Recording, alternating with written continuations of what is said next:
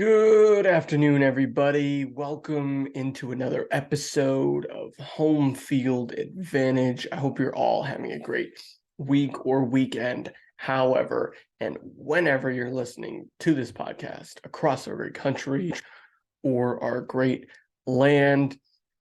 I just realized today it's been a long, long time since I did a podcast with you all by myself in the studio that aired on YouTube and went out to all the different audio platforms. I got to thinking prior to Thanksgiving, I did one with Diesel, talked a lot of hockey. Then we had the Thanksgiving holiday. Can't really remember if I had a long form podcast that week. I think I just had a bonus teaser. And then last week I did a YouTube only show and I had technical difficulties. So it's been almost a month. So I want to apologize for that. But we have reached the point in the year where the sporting calendar has become like hyper dense, right? We've got college football just ended. We've got their bowls coming up. We're literally the thick of the NFL playoff chase. The NBA and NHL are in full swing in their regular seasons. We're almost a third of the way through their seasons. The MLB offseason is just on fire this week. We're going to spend a lot of time talking about that in a second. You know where I'm going with that. And the World Cup is entering the final stages of its, playoff and knockout round. So we've got sports going on all over the place. We have sports in the news, right? We have sports in all corners of the country, in all corners of the world. It is a busy time of year to be a sports fan. It's also just a busy time of year to just be a person, right? Everyone's gearing up for the holidays and the end of the year and the new year. We just got Thanksgiving here in America. It's just all over the place. Things are busy right now. And I feared that this day would come as a Red Sox fan. We're going to really just start talking baseball here. Because despite how busy it is, if you're a Boston sports fan, you got to be really happy with the Bruins and Celtics being at the top of their leagues. You can feel a certain way about the Patriots' offensive situation and whatever. We spent a lot of time talking about that last week and what they should do in the future and yada, yada, yada. But arguably the biggest story of the month so far in December, since I last spoke to you in Boston sports, is not that the Patriots continue to lose primetime games. It's not that the Bruins and Celtics are nearly unbeatable at TD Garden. It's that the Boston Red Sox, in this busy season, where everything's been changing, have given us more of the same. They are, in many ways, like the most unhealthy relationship, right? Like imagine you're in high school. You got a boyfriend or a girlfriend. You love spending time with them. You love going on dates with them when things are good. But when things are bad, they do the same thing over and over and over again. And they've done so for years. And ultimately, you have to come to a conclusion on your own about how you're going to emotionally get through this situation. So that's where I'm at with the Red Sox. For most of my life, they have been relevant. They have been a team that is constantly delivering championships. They've delivered 4 championships in my lifetime. And really, since I've become a Red Sox fan, the first 7 years of my life, they didn't win a World Series, but I wasn't really paying attention. So In 18 years that I've been able to follow baseball, they've won 4 World Series. So they've been relevant. They've been in the ALCS a few times after that, 2021, 2008, 2003. When they didn't win the World Series, they were still among the last teams standing. But more often than not in my adult life, they've been very inconsistent, winning a World Series in 2013 after being in last place in 2012. Sandwiching 2 World Series championships in between years in which they were in last place back-to-back years and then first place back-to-back years. 2014 and 15, they were sellers at the trading deadline, right? Getting rid of John Lackey, Jake Peavy, and John Lester in a matter of like 8 days. 2015, they were a joke. 2016, they go out, they spend money in the offseason. We got David Price, Craig Kimbrell. They win a American League East title, and in that offseason, they go out get Chris Sale. They go back to the playoffs in 17. They don't win it. They come up just short. The pieces that they needed in 18 were really just the same team as 2017, except older. Some of those younger core players, Benintendi, Betts, Bogaerts, Jackie Bradley, were just one more year mature in the major leagues. And so that's why the 2018 season, they were one of the best teams of all time. 2019, very inconsistent. 2020, they were among the laughingstock of baseball. 2021, they have this miraculous Cinderella story through the regular season, despite having a motley crew of pitchers, and they find their way to Game 6 of the ALCS. And then last year was really just more of 2019. Inconsistent, could not pitch their way out of a paper bag, could not get the big hit when they needed. It was atrocious for most of the season. So why am I talking about all this? I'm talking about how the Red Sox have been consistently inconsistent throughout my lifetime. They have been relevant my whole lifetime. They're still a big market team, whether they want to operate their team like one or not.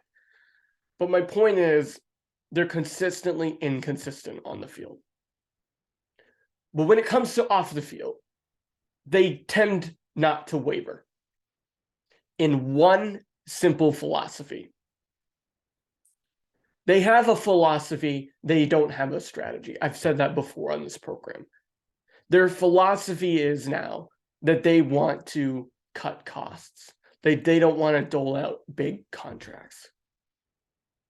So they've been incredibly consistent with this one philosophy of, if our star players reach free agency, and by star players, I mean ones that were homegrown.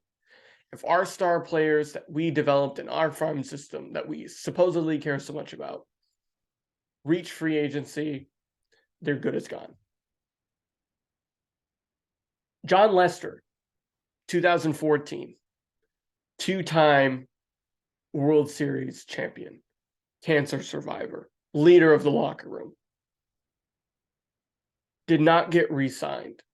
Instead, they traded him at the deadline for Yoenis Cespedes that ultimately ended up in Rick Porcello. Now, Rick Porcello did win you a Cy Young. That was something that John Lester never did as a Red Sox. But you could at least look back at that and see you got something out of John Lester, even though it was absolutely laughable that he was not re-signed. They lowballed him and insulted him in the 2013-14 offseason, right after he helped you win a World Series. 2019, Mookie Betts clearly going to have a high price. Somebody that you drafted and developed, that you had been actually nickeling and diming since the time he was 18 years old and trying to sign with you after the draft. You had developed Mookie Betts and he had become an AL MVP. Mookie Betts clearly, as I said, was going to make a lot of money on the free agent market. Mookie Betts then does not stay a member of the Red Sox because they bring in Chaim Bloom. They fire Dave Dombrowski in September 2019. They bring in Chaim Bloom with the goal in mind of trading Mookie Betts and maximizing his value so that they don't lose him in free agency for nothing. All right, that's a strategy. I can get behind that strategy. Here's the problem. Here's the problem with that strategy and why it no longer continued to be a strategy and instead continued to be a philosophy that didn't end up yielding any results, is that what the Red Sox sold you 3 years ago, actually, not even that long as 4 years ago. What the Red Sox sold you 3 years ago when they traded Mookie Betts was that they were going to free up payroll so that they could make the kind of acquisitions that the Red Sox fans were used to seeing for the prior decade, right? So instead of insulting John Lester and then going out and doing nothing, they were going to continue to replace said players with new players, even if those players left in free agency.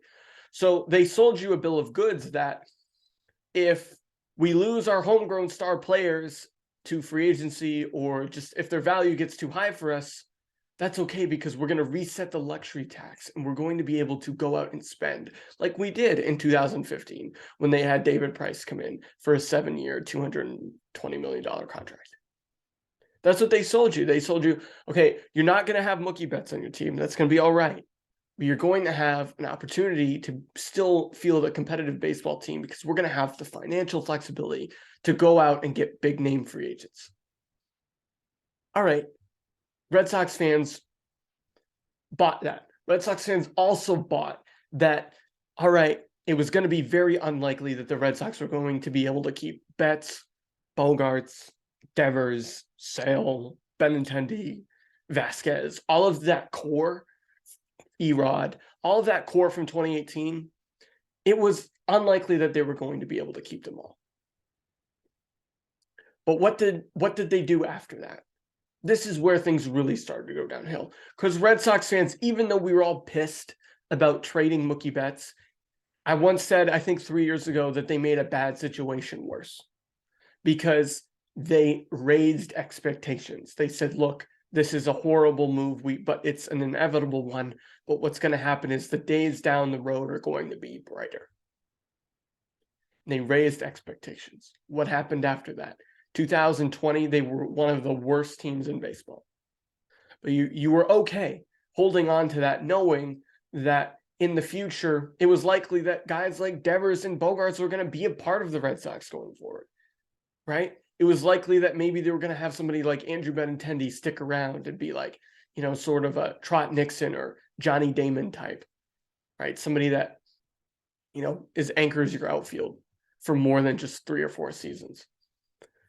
But in 2021, they traded Andrew Benintendi before the season began. They got Franchi Cordero and Josh Winkowski instead. Last year, Andrew Benintendi was an all-star. Then we get to this week. We were told that they were going to have more financial flexibility for trading Mookie Betts. What did that turn into? That turned into them once again, just as they did with Lester, lowballing a homegrown pending free agent who is a leader in the clubhouse. They did not respect him. They didn't respect him. If they had offered him that 6-year, $180 million contract, which supposedly they were on their way to doing, sorry, I think it was 160, not 180. But anyway, they had offered him that contract, as I said on Thursday morning. If they had done that in spring training, they likely would have re-signed Xander Bogaerts. There's been reports that they were looking, and by they I mean the Bogaerts camp, they were looking for a deal very similar to the one we gave Trevor Story, which in all sincerity wasn't a huge contract. The problem is, the Red Sox have always done this, right? We don't want to pay our stars that we know, but we're going to pay guys we don't know, right? They paid John Lackey in 2009. They paid David Price in 2015. They paid Pablo Sandoval in 2014. And then the morning leading up to when Bogaerts signed with the Padres for 11 years, they signed a Japanese outfielder who's never had an at-bat in Major League Baseball. They're rumored to be in on another Japanese pitcher today who's never pitched an inning in Major League Baseball. In 2007, they paid over $105 million just to talk, essentially, to Daisuke Matsuzaka, who had, again, never pitched an inning in Major League Baseball. Now, I'm not even just picking on the guys from Japan.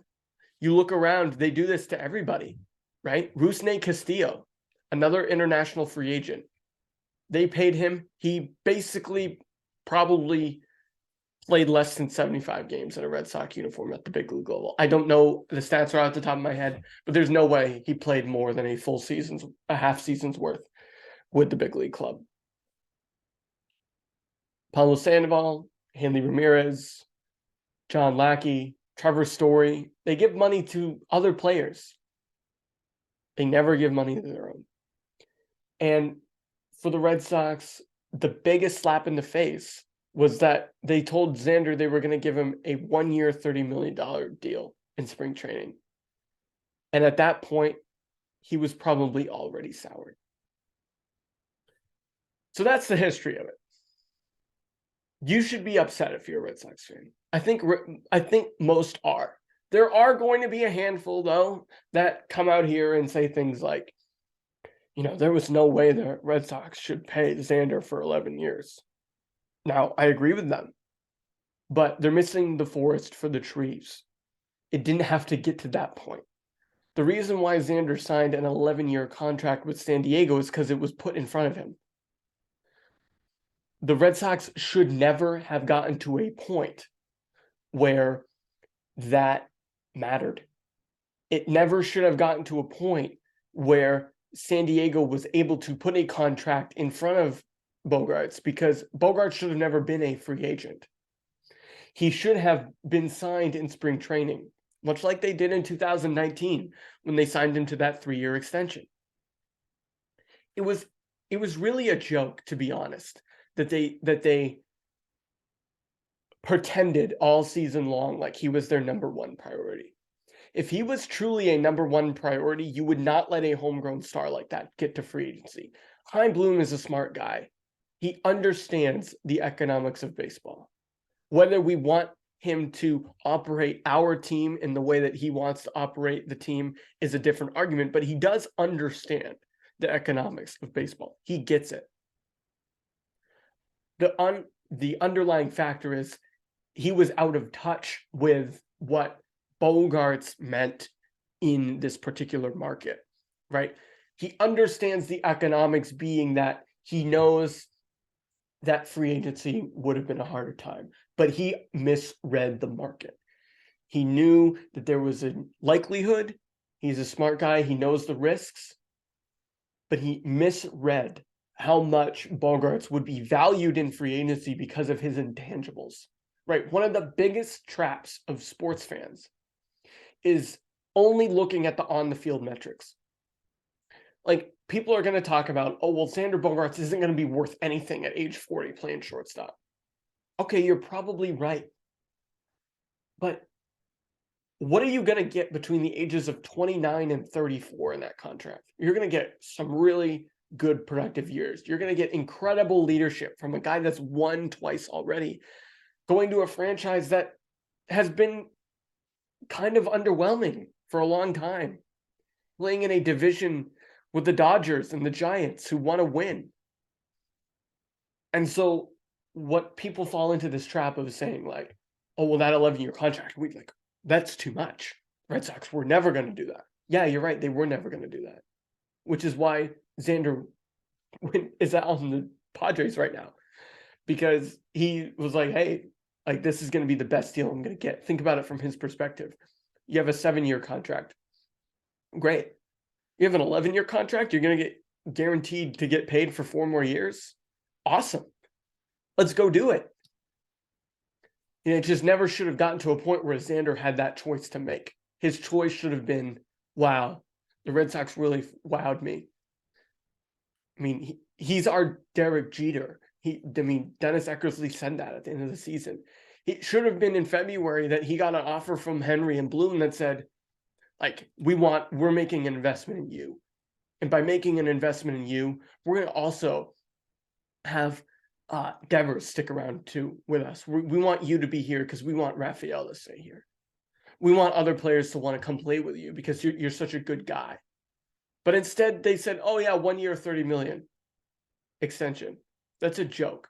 There's no way Xander Bogaerts is going to do that.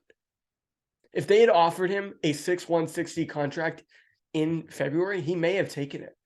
Now, he is a Boris client, and maybe Boris would have been in his ear and said, no, we want to go to free agency.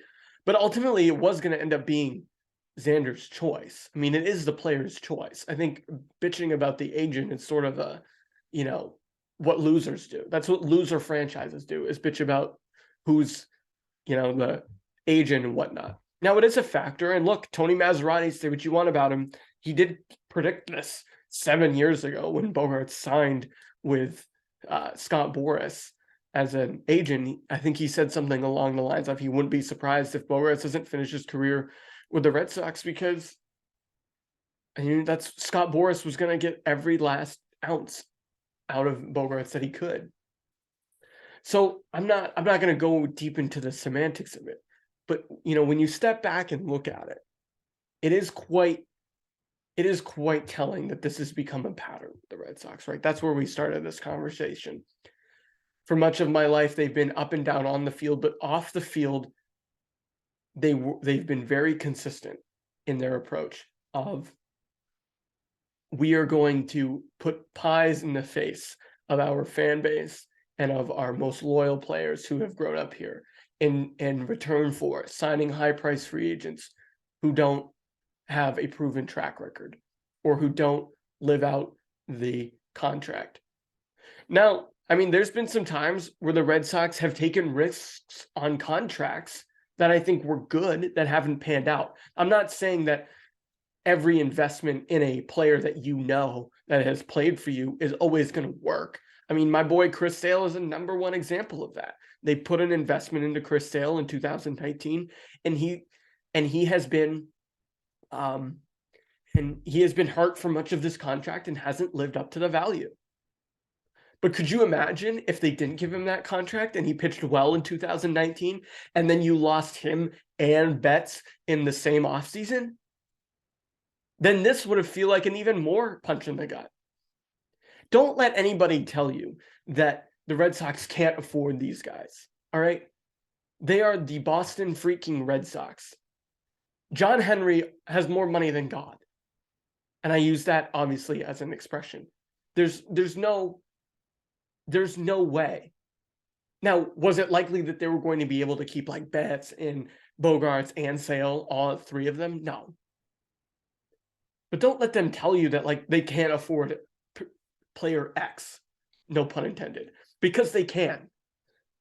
So anyway, I digress on that matter.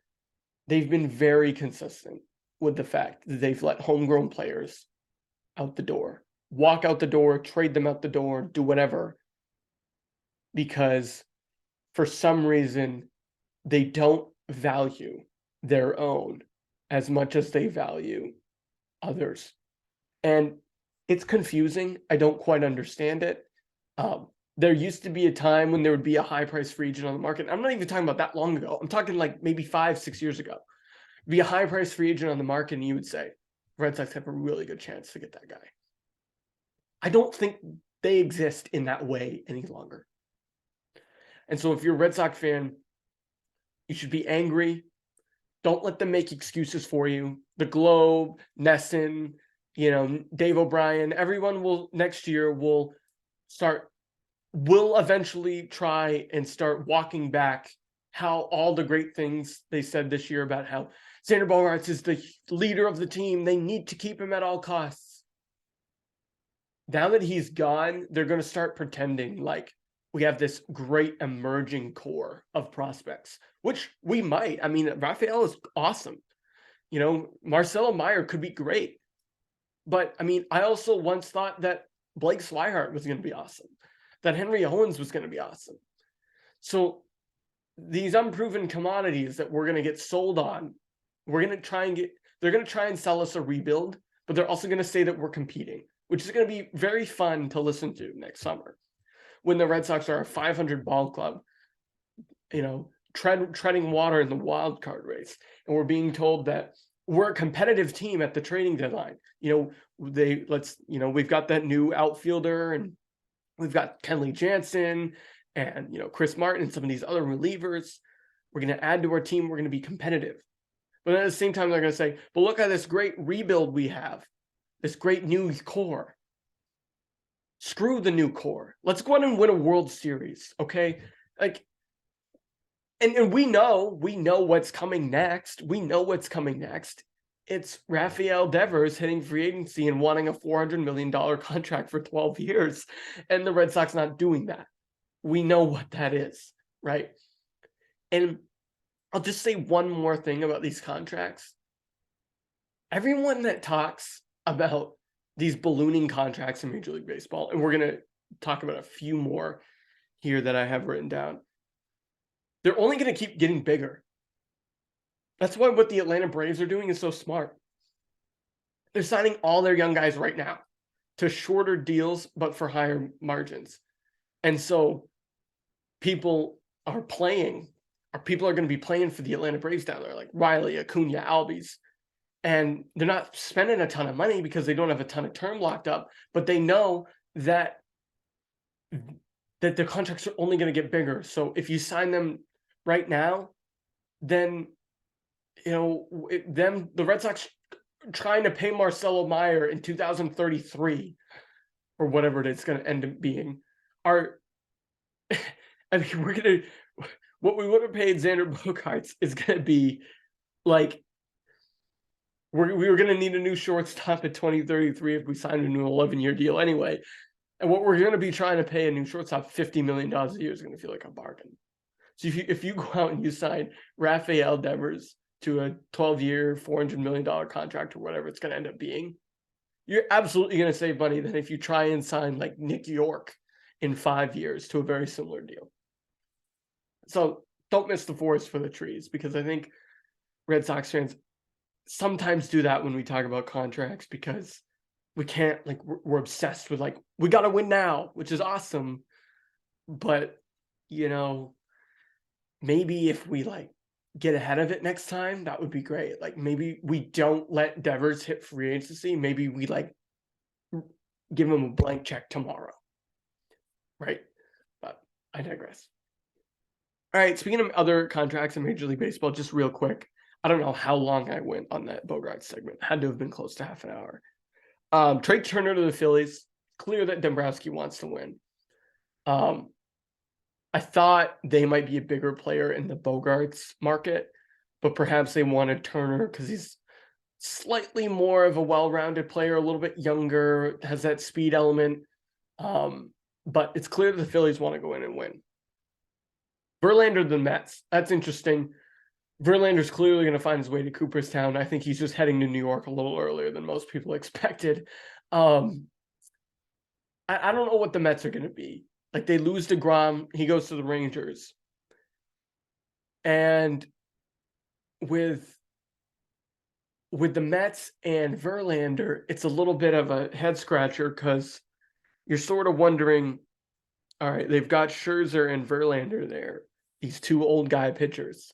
What exactly is their plan? They got Nimmo for an 8-year contract, which is crazy to think about. So I'm sort of just confused about, are they going all in to win next year? Because I'm not convinced they're better than Atlanta or Philadelphia. And what are they going to do about their pitching situation in 3 or 4 years? What is their are they just going to, is Cohen just going to go out and buy the biggest pitching free agent every year? Well, if that's the case, they should have kept on to DeGrom. So I'm not quite sure what's going on there. Staying in New York, Judge going back to the Yankees. Now, see, that's an example of a team that understood the intrinsic value of the player. I talk about Bogaerts being a leader, being a winner, being a captain-like figure. The Yankees did not want to pay Aaron Judge $40 million a year. They clearly did not. But what they hated more than paying Aaron Judge all that money was letting Aaron Judge go to a different team.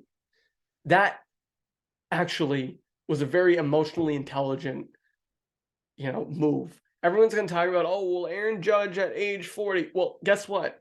Aaron Judge, when all he has to do is swing a bat because he's a DH and can hit 50 home runs a year and strike out 300 times, it doesn't matter if, you're paying a DH that much money in 2031 or whatever, because guess what? DHs at that time are going to cost a lot more than what you're going to end up paying Aaron Judge. So better to be out ahead of it and better to keep a player that means so much to your franchise. Correa and Swanson are still on the market. It would be interesting to see if the Red Sox go for one of those guys or if they go like the Willy Adames route. I'm not sure. We'll find out. I like Correa on the field. He and Bogaerts came up together they both sort of came of age at the same time, 8 years ago or so. He's won before. He's close with Cora. But I don't know. I just feel like it introduces that whole Astros thing that I don't really want to talk about anymore. Swanson, not as good of an offensive player as Correa, but still somebody that if you put him in an infield with Trevor Story and Rafael Devers and Tristan Casas this year, I think you still have one of the best infields in baseball. And if you're truly trying to tell the fans that you're still committed to winning, even though you bogey walk out the door, maybe this is a move you can make for one of those two guys. And then lastly, the other big move I want to talk about, Wilson Contreras to the Cardinals. Talk about big shoes to fill. Yadier Molina had been there like a lifetime. So I think Wilson Contreras is up to the task. And I think, between him and Real Muto and some of the other big catchers in baseball, like that's becoming a more value add position.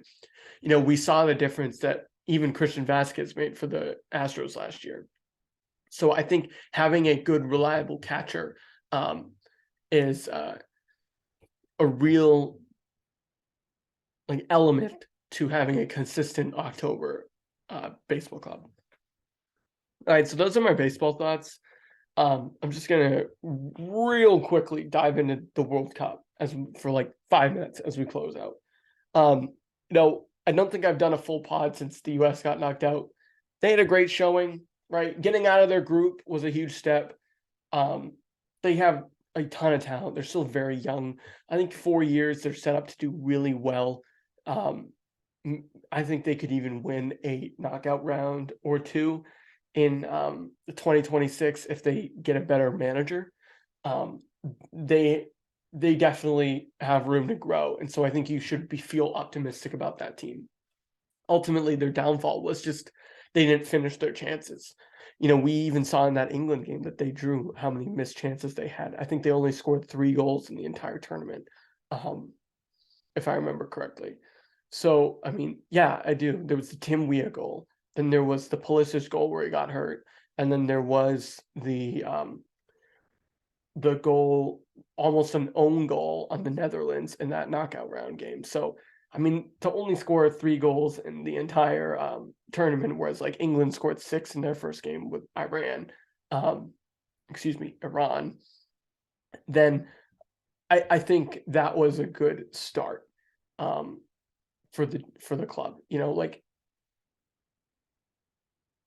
If they can just fix their offensive issues, maybe get a more offensive minded head coach. Like there was some I'm not a big U.S. men's national team expert, but there was some questionable substitutions in terms of generating offense that happened in some of those later matches, specifically against Iran and the Netherlands, that I think had some people scratching their head. So maybe if you get a more offensive minded head coach, it might lead to unlocking some of the studs that they have up front for the U.S.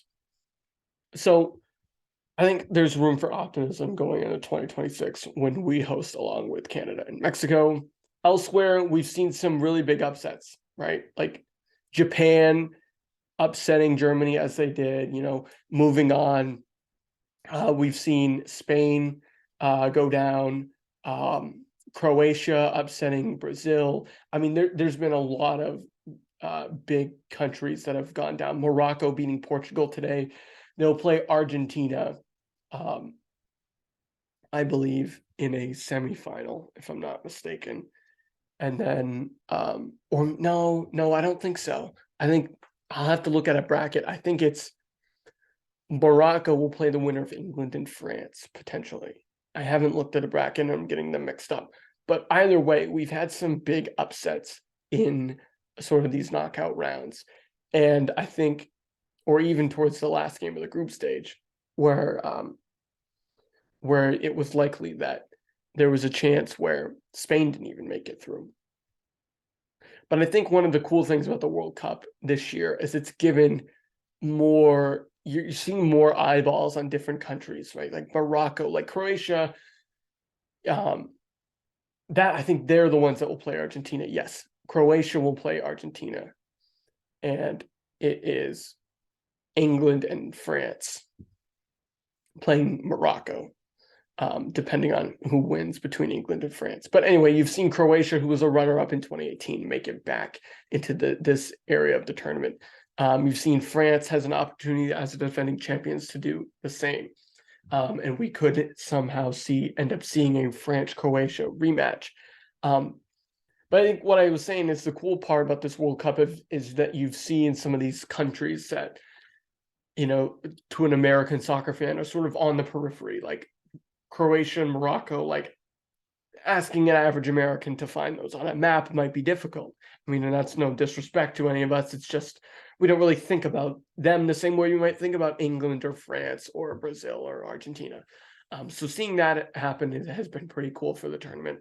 And between England and France today, I think that will be really fun. I've talked a lot about how I like geographic rivalries.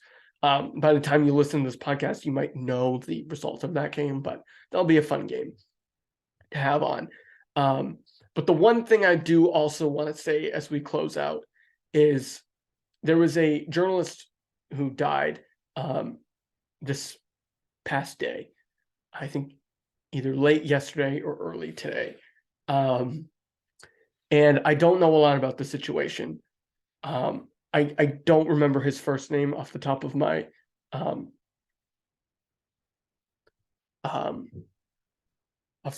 head. I know his last name was Wahl. I'm going to look that up real quick because I want to make sure I get it right.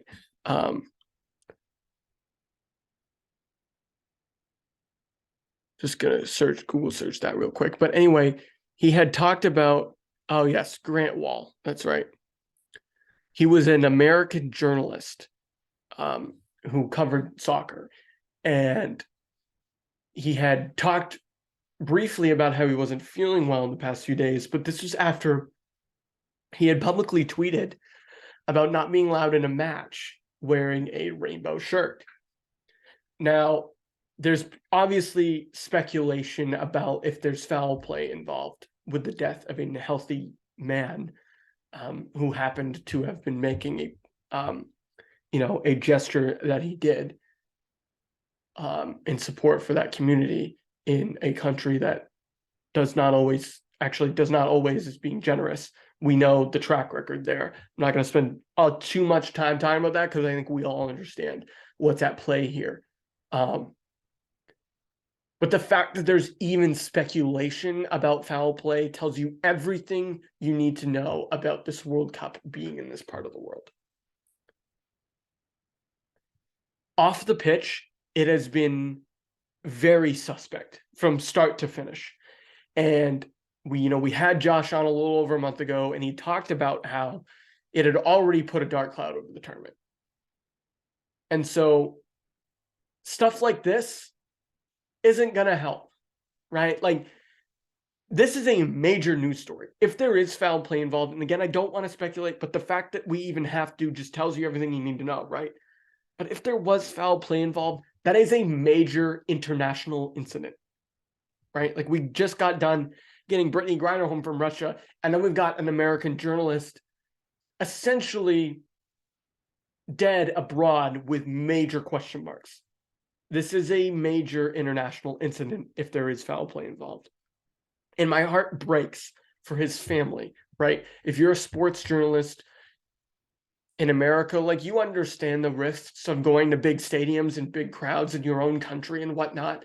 But I mean, more often than not, like, in our country, we don't have hooliganism. Like, people don't get trampled at events, knock on wood, in our country. People are relatively safe at sporting events. We're relatively safe doing our jobs in this country in the manner that he did. And so if something bad did happen, it's a major incident, and it's just horrible and completely tragic. And I cannot imagine his family, right? Like, you understand the risks. Like, he understood the risks of going over there and doing what he did, right? But he also is just doing his job. And so, like, for much of his family, they might have been worried about him. And so for this to happen, and for it to happen so far away from home, it's just truly heart-wrenching. And for Mr. Wahl, like, I think he dies an American hero. I truly think so. Like, we throw the word hero around a lot when it comes to people who really aren't that heroic, like athletes winning a game.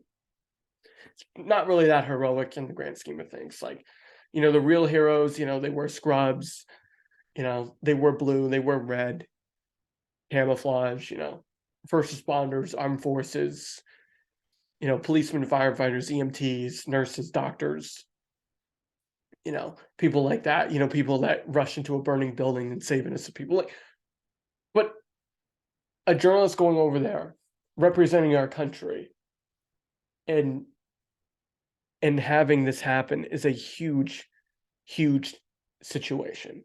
And it deserves to be treated with a little bit of hesitancy to jump to conclusions. Now, as I said, the fact that there's even speculation just says everything you need to know about this situation. There's no such thing as coincidences, in my opinion, and stuff like this. But it's incredibly sad that he is doing something that he loves, writing about soccer, reporting on a game that brings so many people together from all walks of life. And for that to happen, it's truly, I can't even imagine doing that. Like, going over there to that part of the world and like assuming the risk of being an American, being an outspoken American in a part of the world that, isn't that friendly to us, let's be honest, and doing what he did is heroic. I mean, it's no laws were broken, in my opinion.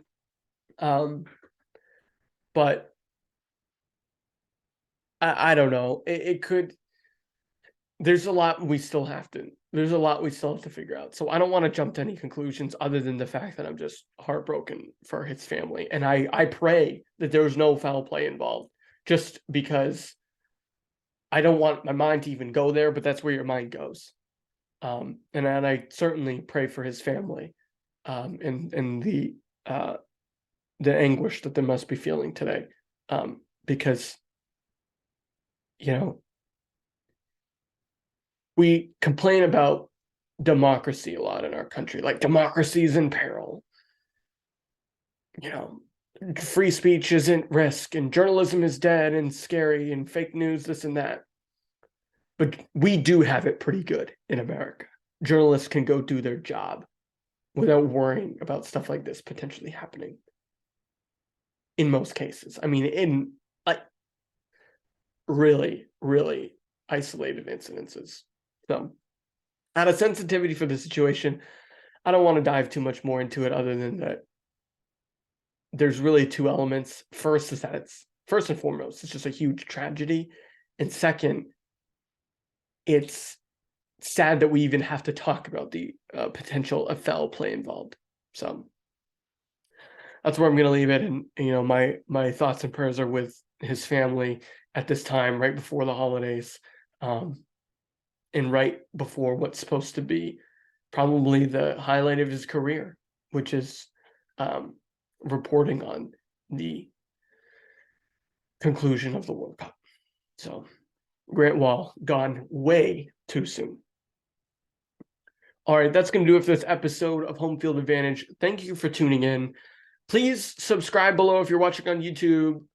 And if you're listening on audio, subscribe to us over there, wherever you listen to podcasts, Spotify, Apple, Google, Stitcher, and all the rest. We'll be back next week.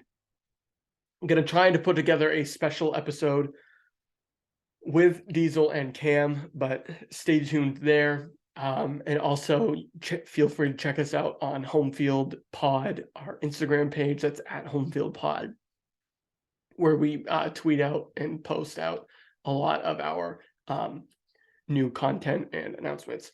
So you want to keep in touch with us, head on over there. But until then, I hope all you listeners have a great rest of your week, and you've been listening to Home Field Advantage.